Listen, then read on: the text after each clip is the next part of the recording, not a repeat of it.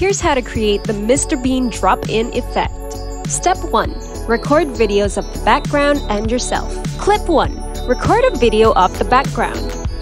Clip 2. Record yourself lying down then getting back up from the floor. Step 2.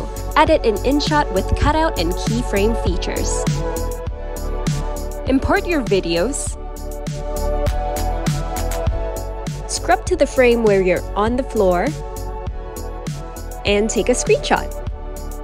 Import that screenshot back into InShot and use the Cutout tool to remove the background.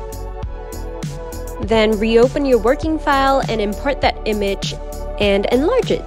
Important part, add keyframes, as many as you like, to give the illusion that you're falling from the sky just like Mr. Bean.